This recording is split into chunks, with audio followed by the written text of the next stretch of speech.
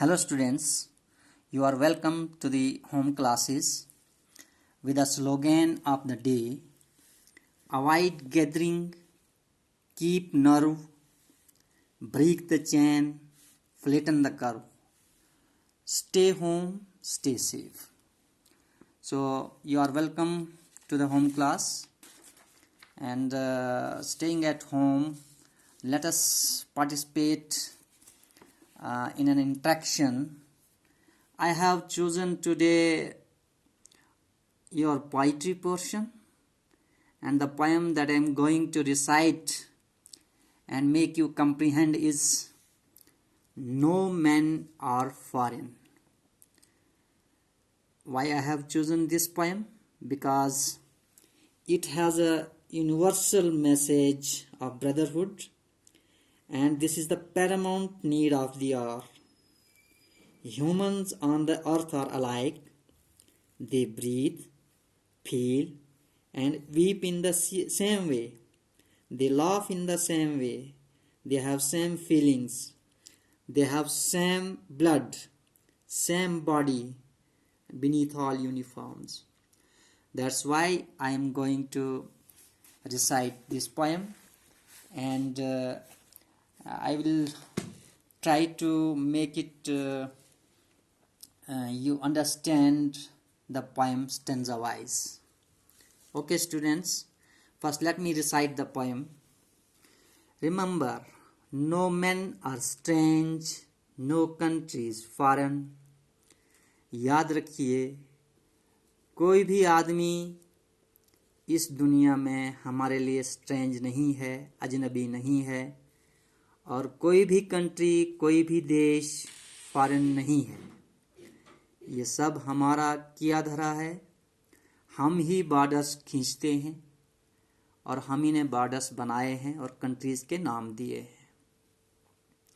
Beneath all uniforms, a single body breathes. Uniform here refers to the dresses. Her dress के नीचे अलग अलग देशों में अलग अलग प्रकार के ड्रेस. अगर हम अपने भारत को ही लेंगे तो यहाँ तो इतनी विविधता है. हमारे ड्रेसेस हैं अलग अलग, हम क्या पहनते हैं, हमारा क्या पहनावा है, क्या खाना पीना है. But beneath all uniforms, all dresses, single body breathes, that is composed of your flesh, bone and nerves, organs, and a single body breathes. Like us, हमारी तरह ही, the land our brothers walk upon. जिस तरह से हम इस धरती पे चलते हैं, इस पे बसते हैं, इस पे पलते हैं, तमाम दुनिया के लोग इस पे बसते हैं, चलते हैं, पलते हैं. Is earth like his in which we all shall lie?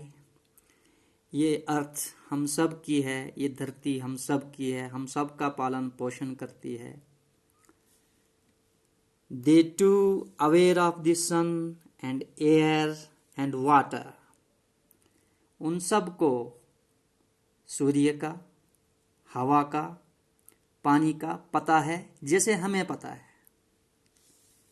And fed by peaceful harvests, और जब फसल आती है हमारी तरह ही, हमारे देश की तरह बाकी देशों में भी वैसे ही फसल आती है.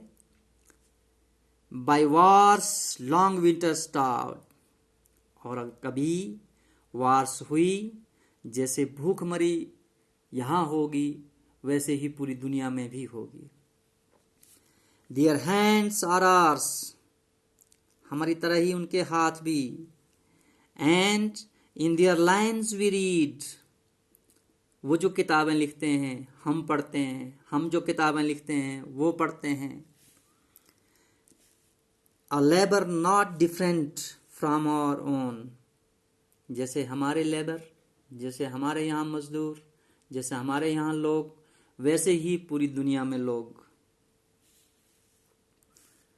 Remember, they have eyes like ours that wake, हमारी तरह ही उनकी आंखें भी हैं, हम जागते हैं वो भी जागते हैं, हम सोते हैं वो भी सोते हैं।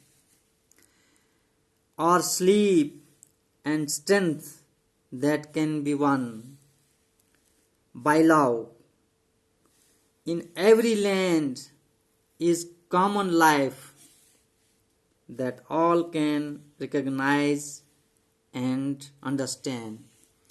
पूरी दुनिया में लाइफ तो सबकी कॉमन है, हम सब एक दूसरे को जानते भी हैं और हम सब एक जैसे हैं, एक जैसा हमारा ब्लड है, एक जैसा हमारा व्यवहार है, खान पान है।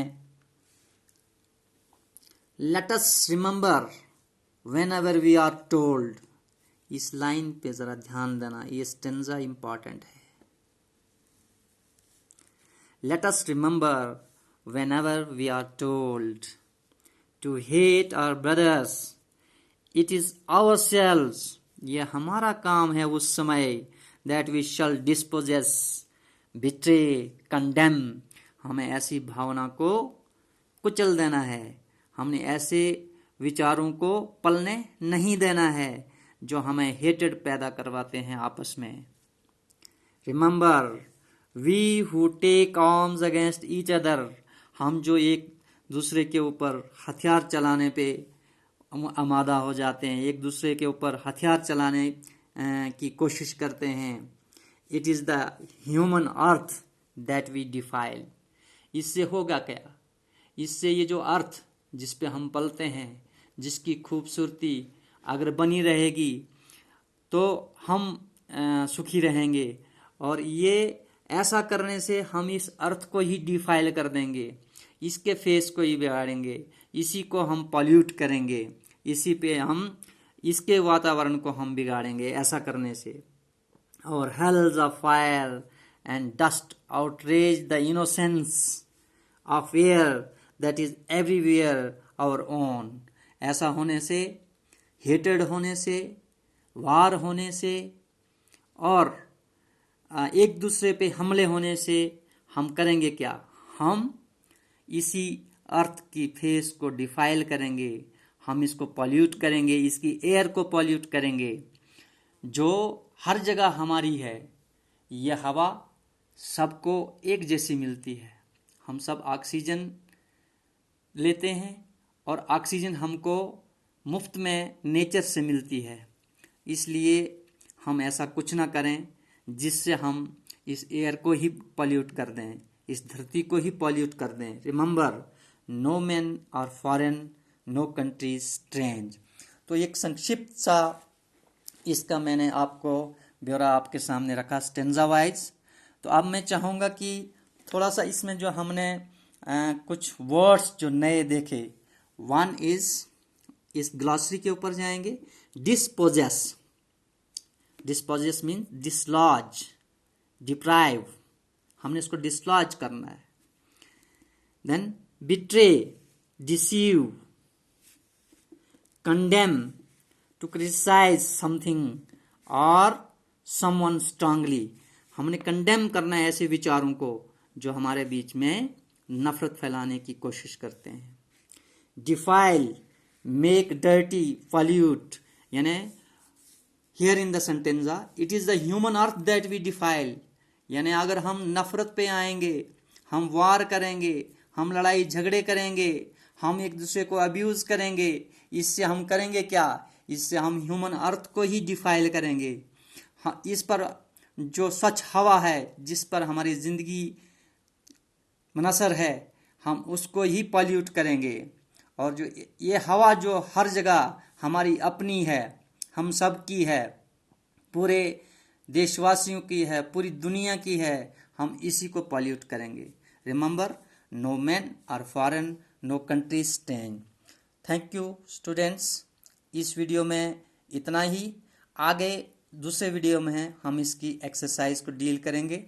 और दूसरे वीडियो तक जाने से पहले मैं आपसे बताना चाहूँगा कि पोइट्री में 3 चीज़ें खास होती हैं।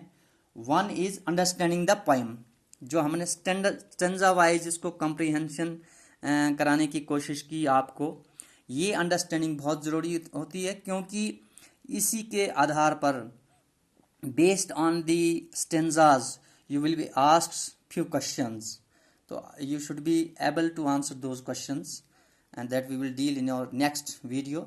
The next portion is learning about literary devices. हमारे पास लिटरेरी डिवाइसेस कुछ होती हैं जो मैं आपको एक्सरसाइज में आगे डील करूंगा, और फिर on the basis of the content in the poem you will be asked some critical questions based on the ideas that you have learned from the poem. Okay, thank you.